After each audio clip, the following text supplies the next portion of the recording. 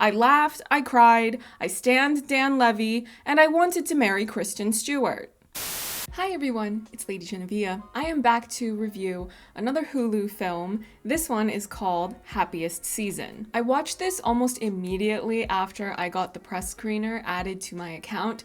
I'm going to try to keep the review fairly spoiler-free so that I don't end up ruining anything too significant to do with the plot, the jokes, or the character arcs.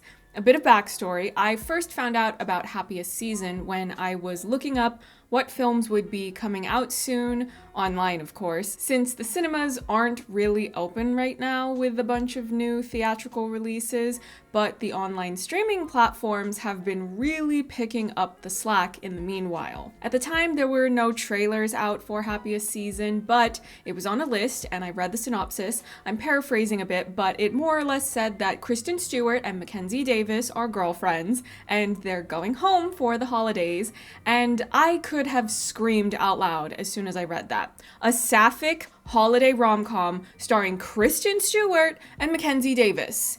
Sign me up. I will elaborate a bit more on the premise though, for those who are unfamiliar. Kristen Stewart's character is named Abby, and Mackenzie Davis's character is named Harper. Abby and Harper are girlfriends, and Harper invites Abby home for the holidays, but complications arise because Harper has not come out to her family yet. She has her parents and her two sisters, and none of them know. I actually really liked the trailer for Happiest Season because it didn't give too much away. It was pretty thorough in introducing the premise of the story, but there were so many things that I ended up loving about the film that had not been spoiled by the trailer. I really don't like when trailers spoil the best parts of a film, or when the trailers have things that are in them that don't actually show up in the actual film. That last thing happened with Run, which is the previous film that I reviewed. Coincidentally, it's also a Hulu release. When it comes to the tone and genre, Happiest Season is very refreshing. It has a mix of comedy and drama, but it was both funnier and more dramatic and emotionally moving than I expected it to be. The humor mostly came from certain characters and the performances of the actors playing them. When I see an advert for a holiday rom-com or a holiday comedy, I usually anticipate that there will be a lot of cartoonish physical comedy. Maybe there will be some vulgarity thrown into the mix depending on the target audience. Happiest Season does not rely on those stereotypes for holiday comedies. As for the dramatic content of the film, it had an almost kitchen sink flair to it. I will admit I had some concerns going into the viewing experience because I did not want it to fall into that annoying trope where socially ostracized groups like Black, Indigenous people of color, or the LGBT plus community, or disabled people, we feel like we're too frequently given the spotlight only if we're really struggling in the story because of our identities. I did not want it to be a case of a sapphic story where we're just struggling because coming out is difficult. I wanted there to be more than just that. And the film does, in fact, have more dimension to it, and the mix of tones works really well. So on one end, the humor is not overbearing where you're just bombarded with something loud, immature, and annoying. But then on the other hand, the drama is not so heavy that you're left feeling burdened by the viewing experience. The humor helps to lift you out of that. It's a really well-balanced dish, nothing too sweet and nothing too salty. Now I can talk a bit about the characters. It's a bit tricky to do that without giving too many things away, but I will do my best. When all was said and done and I had finished the entire film, I loved all of the characters. Some of them go on journeys where they're not always likable, but everyone got pretty well fleshed out considering that they have to split the limited amount of screen time with the rest of the players in the ensemble.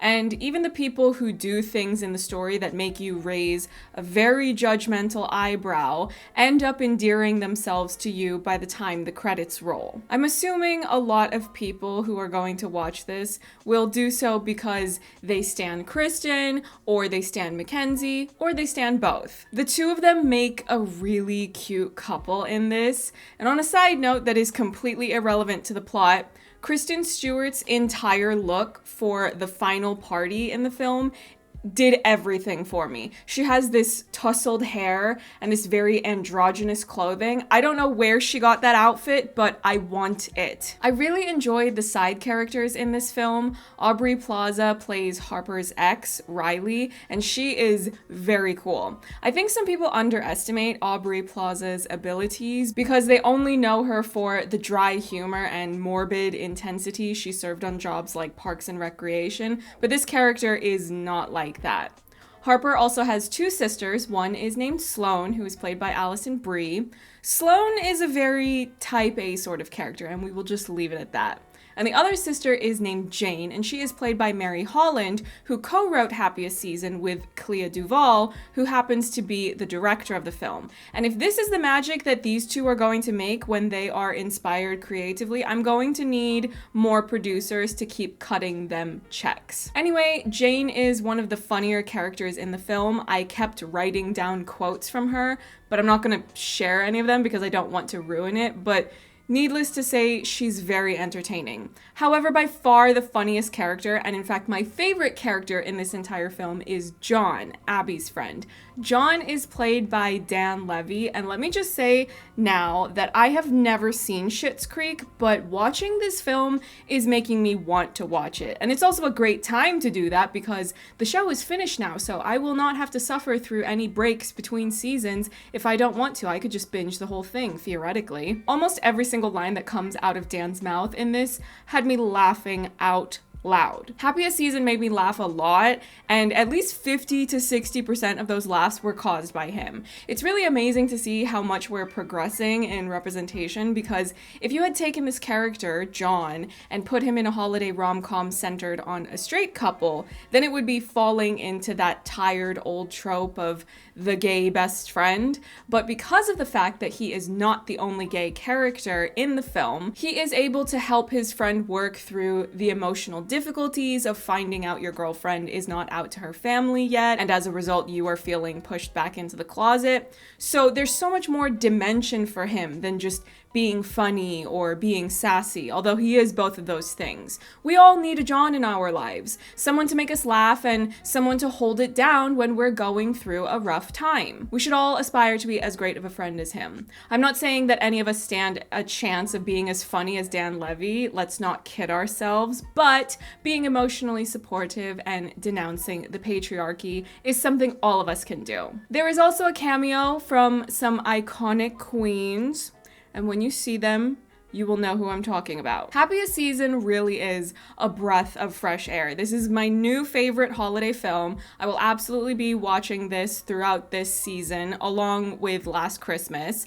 I would pick both of those films over something like Love Actually with zero hesitation. None of the romantic leads in this film or in Last Christmas ever called their love interests fat, Hugh Grant. Happiest Season is definitely not just another LGBT struggle film. It's so much more than just a coming out story. It's a family drama. It's a rom-com in the truest sense. I laughed, I cried, I stand Dan Levy, and I wanted to marry Kristen Stewart. Really, the only critique I could come up with is that the ring Kristen Stewart picks out for Mackenzie Davis is hideous. If you watched my recent video on Fantastic Four, then you know I will not hold back if you put an ugly ring on screen. Oh, that ring was so ugly. That ring was so ugly. That looked like costume jewelry. So those are my spoiler-free thoughts on Happiest Season. Be sure to check it out when it premieres on Hulu on November 25th.